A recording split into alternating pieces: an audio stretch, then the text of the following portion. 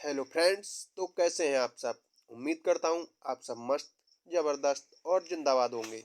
तो दोस्तों, आज है हमारी एनसीईआरटी सीरीज हिस्ट्री का चैप्टर नंबर 8, गांव शहर और व्यापार। तो क्लास को पूरा देखिएगा, क्योंकि सी टेट में एनसीईआरटी से हूबहू लाइनें उठाकर पूछ ली जाती हैं।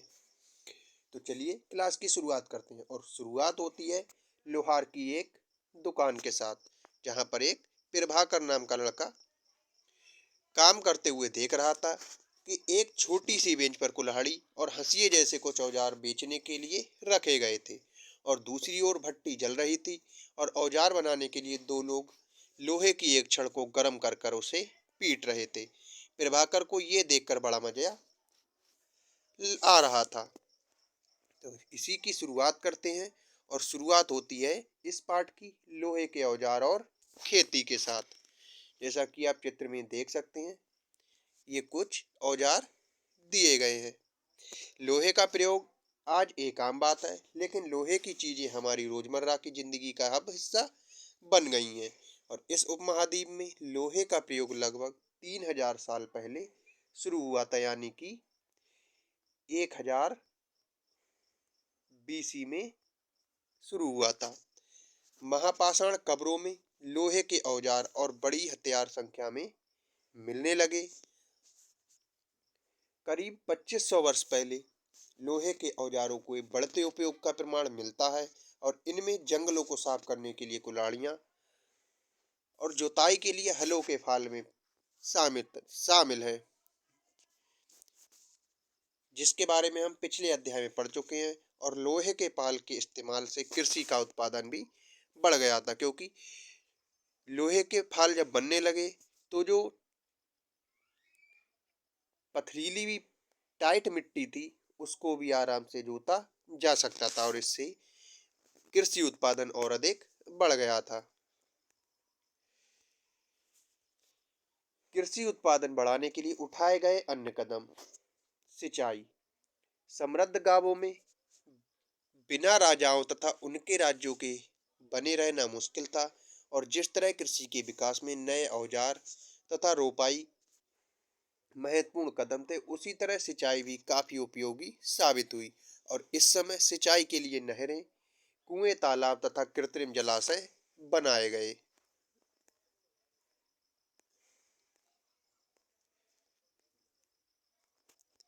लोगों का द्वारा परिश्रम किया गया। किसानों को लाभ मिला, क्योंकि अब उत्पादन की अनिश्चितता घट गई थी, और कर अदा करने के लिए किसानों को उत्पादन बढ़ाना था। राजाओं ने सिंचाई की योजना बनाई और धन खर्च किया था। गांवों में कौन रहते थे। तो इस महाद्वीप के दक्षिण तथा उत्तरी हिस्सों के अधिकांश गांवों में कम से कम 3 तरह के लोग रहते थे। तमिल क्षेत्र के बड़े भूस्वामी को बेल्लला, साधारण हलवाओं के उड़वार, और भूमिहीन मजदूर दास, कडेसियार और अधिमई कहलाते थे। ये इंपॉर्टेंट लाइनें हैं जो आपके आगामी सी टेट में पूछ ली जाएंगी, तो इसीलिए इनको आपको ध्यान से याद करना है कि जो तमिल क्षेत्र के बड़े भूस्वामी थे उनको बेलला, साधारण हलवाओं को उड़वार और भूमिहीन मजदूर दास को कडेसियार और अधिमई कहलाते थे। देश के उत्तरी हिस्से में गांव का प्रधान व्यक्ति और ग्राम भोजक कहलाता था। अक्सर एक ही परिवार के लोग इस पद पर कई पीढ़ियों तक बने रहते थे, यानी कि ये पद अनुवांशिक था। ग्राम भोजक के पद पर आमतौर पर गांव का सबसे बड़ा भूस्वामी होता था। साधारणतया इनकी जमीन पर इनके दास और मजदूर काम किया करते थे, और इसके अतिरिक्त प्रभावशाली होने के कारण प्रायः राजा भी कर वसूलने का काम इन्हें ही सौंप दिया करते थे, और ये न्यायाधीश का और कभी कभी पुलिस का भी काम किया करते थे। ग्राम भोजकों के अलावा स्वतंत्र कृषक भी होते थे, और जिन्हें गृहपति कहा जाता था। इनमें ज्यादातर छोटे किसान ही होते थे। इसके अतिरिक्त कुछ ऐसे स्त्री पुरुष थे जिनके पास अपनी जमीन नहीं होती थी, और इनमें दास कर्मकार आते थे, जिन्हें दूसरों की जमीन पर काम करके अपनी जीविका चलानी पड़ती थी। अधिकांश गांवों में लोहार, कुम्हार, बढ़ई तथा बुनकर जैसे कुछ शिल्पकार भी होते थे। प्राचीनतम तमिल रचनाएं। तमिल की प्राचीनतम रचनाओं को संगम साहित्य कहते हैं, और इनकी रचना करीब 2300 साल पहले की गई थी। इन्हें इसीलिए कहा जाता है क्योंकि मदुरै के कवियों के सम्मेलनों में इनका संकलन किया जाता था, और गांव में रहने वाले जिन तमिल नामों का उल्लेख किया गया वे संगम साहित्य में पाए जाते थे। आहत सिक्के। आहत सिक्के सामान्यतः आयताकार और कभी-कभी वर्गाकार या गोल होते थे। ये या तो धातु की चादर को काटकर या धातु के चपटे गोलिकाओं से बनाए जाते थे। इन सिक्कों पर कुछ लिखा हुआ नहीं होता था, बल्कि इन पर कुछ चिन्ह ठप्पे से बनाए जाते थे, इसीलिए ये आहत सिक्के कहलाते थे। और ये सिक्के उपमहाद्वीप के लगभग अधिकांश हिस्सों में पाए जाते थे, और ईसा की आरंभिक सदियों तक ये प्रचलन में रहे। जैसा कि आप देख सकते हैं, ये कुछ आहत सिक्के दिए गए हैं। पुरातत्वविद को इस युग के हजारों सिक्के मिले हैं, और सबसे पुराने आहत सिक्के थे जो करीब 500 साल तक चले थे, और इनका चित्र नीचे दिया गया है। चांदी या तांबे के सिक्कों पर विभिन्न आकृतियों को आहत कर बनाए जाने के कारण इनको आहत सिक्का कहा जाता था। नगर अनेक गतिविधियों के केंद्र। अक्सर नगर कई कारणों से महत्वपूर्ण हो जाते हैं। उदाहरण के लिए मथुरा, ये 2500 साल से भी ज्यादा समय से एक महत्वपूर्ण नगर रहा है, क्योंकि यहाँ यातायात और व्यापार के दो मुख्य रास्तों पर स्थित था। इनमें से एक रास्ता उत्तर पश्चिम से पूरब की ओर, तो दूसरा रास्ता उत्तर से दक्षिण की ओर जाने वाला था। शहर के चारों ओर किलेबंदी थी, और इनमें अनेक मंदिर, आसपास के किसान तथा पशुपालक शहर में रहने वालों के लिए भोजन जुटाते थे। मथुरा बेहतरीन मूर्तियों का बनाने का केंद्र था। लगभग 2000 साल पहले मथुरा कुषाणों की दूसरी राजधानी बनी, और इसके बारे में तुम आगे पढ़ोगे। मथुरा एक धार्मिक केंद्र भी रहा है, और यहाँ बौद्ध विहार, जैन मंदिर भी हैं। ये कृष्ण भक्ति का एक महत्वपूर्ण केंद्र था।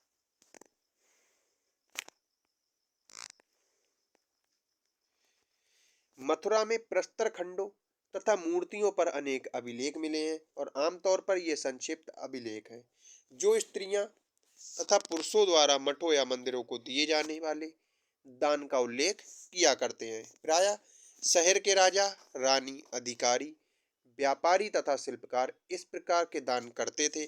और उदाहरण के लिए मथुरा के अभिलेख में सुनारों, लोहारों, बुनकरों और टोकरी बुनने वालों, माला बनाने वालों और इत्र बनाने वालों का उल्लेख मिलता है। शिल्पकार तथा शिल्प।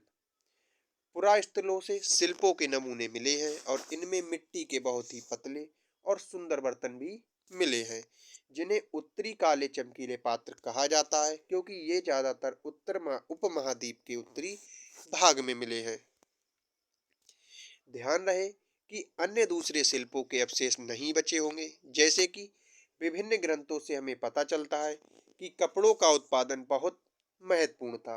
उत्तर में वाराणसी, दक्षिण में मदुरै इसके प्रसिद्ध केंद्र थे, और यहाँ स्त्री पुरुष दोनों काम करते थे।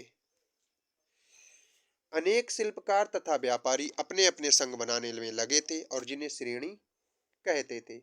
शिल्पकारों की श्रेणियों का काम प्रशिक्षण देना, कच्चा माल उपलब्ध कराना तथा तैयार माल का वितरण करना था, जबकि व्यापारियों की श्रेणियां व्यापार का संचालन करती थीं। श्रेणियों बैंकों के रूप में काम करती थीं, और जहां लोग पैसे जमा करते रखते थे, इस धन का निवेश लाभ के लिए किया जाता था।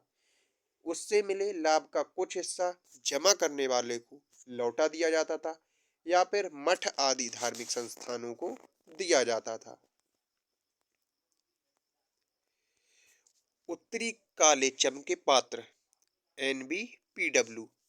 ये एक कठोर चाक निर्मित धातु की तरह दिखने वाले तथा चमकदार वाली सतह वाले पात्र हैं।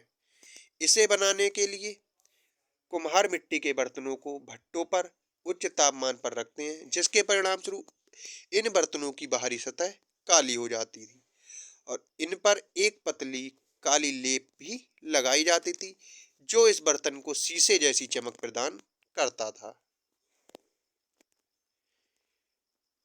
सूत कातने और बुनने के नियम। ये नियम अर्थशास्त्र के अध्याय 7 से उल्लेखित और इसमें वर्णन किया गया कि किस प्रकार एक विशेष पदाधिकारी की देखरेख में कारखानों में सूत कताई और बुनाई की जाती थी। ऊन, पेड़ों की छाल, कपास, पटुआ, सन को तैयार करने के काम में विविध विधवाओं, सक्षम अक्षम महिलाओं, भिक्षुणियों, वृद्धा वेश्याओं, राजा की अवकाश प्राप्त दासियों और सेविकाओं व अवकाश प्राप्त देवदासियों को लगाया जाता था। इन्हें इनके काम के और गुणवत्ता के अनुसार पारिश्रमिक देना चाहिए। जिन महिलाओं को बाहर निकलने की अनुमति नहीं है, वे अपनी दासियों को भेजकर कच्चे माल को मंगवा सकती थीं और फिर माल तैयार कर उन्हें भिजवा सकती थीं। वे औरतें जो कारखाने तक जा सकती थीं और उन्हें अपना माल कारखाने तक तड़के ले जाना पड़ता था, जहां उन्हें पारिश्रमिक मिलता था। इस समय माल को अच्छी तरह जांचने के लिए रोशनी रहती थी और अगर निरीक्षक उस औरत की तरफ देखता है या इधर उधर की बातें करता है तो उसे सजा भी मिलती थी। अगर औरत ने अपना काम पूरा नहीं किया तो उसे जुर्माना देना होता था और इसके लिए उसका अंगूठा भी काटा जा सकता था।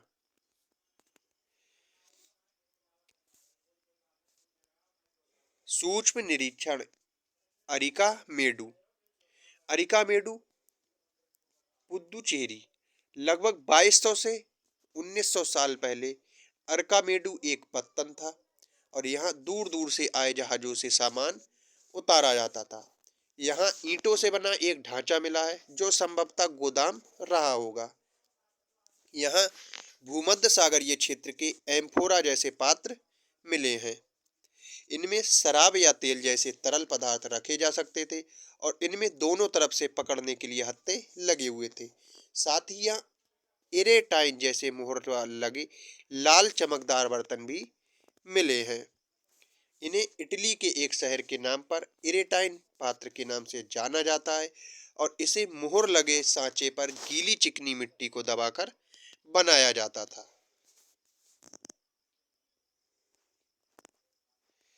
कुछ ऐसे बर्तन भी मिले जिनका डिजाइन तो रोम का था, किंतु वे यहीं पर बनाए जाते थे। यहाँ रोमन लैंप, शीशे के बर्तन तथा रत्न भी मिले हैं। साथ ही छोटे कुंड मिले हैं जो संभवतः कपड़े की रंगाई के पात्र रहे होंगे।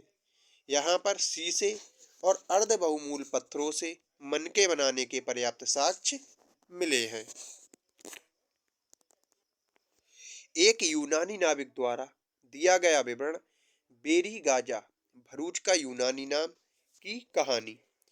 बेरी गाजा की संकरी खाड़ी में समुद्र से आने वाले के लिए नाव चला पाना बहुत मुश्किल होता था और राजा के द्वारा नियुक्त कुशल और अनुभवी स्थानीय मछुआरे ही यहाँ जहाज ला सकते थे।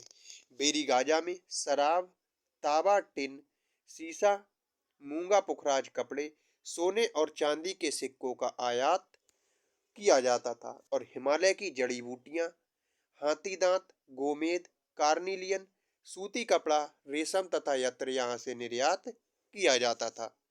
राजा के लिए व्यापारी विशेष उपहार लाते थे और इनमें चांदी के बर्तन, गायक किशोर, सुंदर औरतें, अच्छी शराब तथा उत्कृष्ट महीन कपड़े भी शामिल थे। व्यापारी और व्यापार। तुमने उत्तरी काले पालिश वाले बर्तनों के बारे में पढ़ा ही होगा और ये खूबसूरत बर्तन खास तौर पर इनकी कटोरियां तथा थालियां इस उपमहाद्वीप के अनेक पुरास्थलों से मिले हैं। अब सवाल ये उठता है कि इन जगहों पर ये बर्तन कैसे पहुंचे होंगे। तो ऐसा अनुमान लगाया जा सकता है कि जहां ये बनते थे वहां से व्यापारी इन्हें लाकर अलग अलग जगहों पर बेचते थे। दक्षिण भारत सोना, मसाले, खास तौर पर काली मिर्च तथा कीमती पत्थरों के लिए प्रसिद्ध था और काली मिर्च की रोमन साम्राज्य में इतनी मांग थी कि इसे काले सोने के नाम से भी बुलाते थे।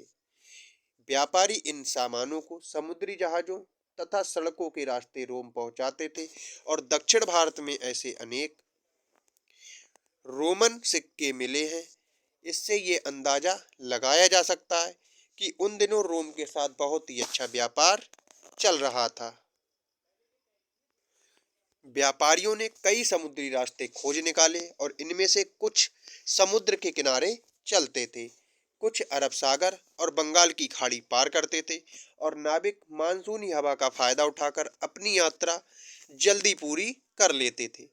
वे अफ्रीका या अरब के पूर्वी तट से इस उपमहाद्वीप के पश्चिमी तट पर पहुंचना चाहते थे तो दक्षिण पश्चिमी मानसून के साथ चलना पसंद करते थे। इन लंबी यात्राओं के लिए मजबूत जहाजों का निर्माण भी किया जाता था। समुद्र से समुद्र तटों से लगे राज्य। इस उपमहाद्वीप के दक्षिणी भाग में बड़ा तटीय प्रदेश है और इनमें बहुत से पहाड़, पठार, नदी और मैदान है। नदियों के मैदानी इलाकों में कावेरी का मैदान सबसे उपजाऊ है और मैदानी इलाकों तथा तटीय इलाकों के सरदारों और राजाओं के पास धीरे धीरे काफी संपत्ति और शक्ति हो गई। संगम कविताओं में मुबेनदार की चर्चा मिलती है और ये एक तमिल शब्द है जिसका अर्थ है तीन मुखिया। इसका प्रयोग तीन शासक परिवारों के मुखियाओं के लिए किया जाता है और ये थे चोल, चेर और पांड्य, जो करीब 2300 साल पहले दक्षिण भारत के काफी शक्तिशाली शासक माने जाते थे। इन तीनों मुखियाओं ने अपने दो दो सत्ता केंद्र थे और इनमें से एक तटीय हिस्सा में, दूसरा अंदरूनी हिस्से में था।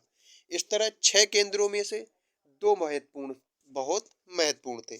एक चोलों का पत्तन पोहार या कावेरी पट्टिनम और दूसरा पांड्यों की राजधानी मदुरै।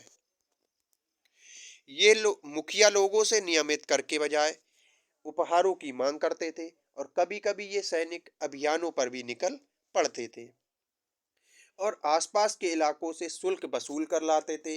इनमें से कुछ धन अपने पास ही रख लेते थे, बाकी अपने समर्थकों, नाते रिश्तेदारों, सिपाहियों तथा कवियों के बीच बांट देते थे। अनेक संगम कवियों ने उन मुखियाओं की प्रशंसा में कविताएं लिखी हैं जो उन्हें कीमती जवाहरात, सोने, घोड़े, हाथी, रथ या सुंदर कपड़े दिया करते थे। इसके लगभग 200 वर्षों के बाद पश्चिम भारत में सातवाहन नामक राजवंश का प्रभाव बढ़ गया और सातवाहनों का सबसे प्रमुख राजा गौतमी पुत्र श्री सातकर्णी था। इसके बारे में हमें उसकी मां गौतमी बलश्री के द्वारा दान किए गए एक अभिलेख से पता चलता है और वह अन्य सभी सातवाहन शासक दक्षिणापथ के स्वामी कहे जाते थे। दक्षिणापथ का शाब्दिक अर्थ दक्षिण की ओर जाने वाला रास्ता होता है और पूरे दक्षिण क्षेत्र के लिए भी यही नाम प्रचलित था। श्री सातकर्णी ने पूर्वी, पश्चिमी तथा दक्षिणी तटों पर अपनी सेनाएं भेजी थीं। रेशम मार्ग और कुषाण। कुछ शासक बड़े बड़े हिस्सों पर अपना नियंत्रण करना चाहते थे क्योंकि इस रास्ते पर यात्रा कर रहे व्यापारियों से उन्हें कर, शुल्क, तोहफों के जरिए लाभ मिलता था। इसके बदले ये शासक इन व्यापारियों को अपने राज्य से गुजरते वक्त लुटेरों के आक्रमणों से सुरक्षा देते थे। सिल्क रूट पर नियंत्रण रखने वाले शासकों में सबसे प्रसिद्ध कुषाण थे और करीब 2000 साल पहले मध्य एशिया तथा पश्चिमोत्तर भारत पर इनका शासन था। पेशावर और मथुरा इनके दो प्रमुख शक्तिशाली केंद्र थे और तक्षशिला भी इनके ही राज्य का एक हिस्सा था। इनके शासनकाल में ही सिल्क रूट की एक शाखा मध्य एशिया से होकर सिंधु नदी के मुहाने के पत्तनों तक जाती थी और फिर यहाँ से जहाजों द्वारा रेशम पश्चिम की ओर रोमन साम्राज्य तक पहुंचाया जाता था।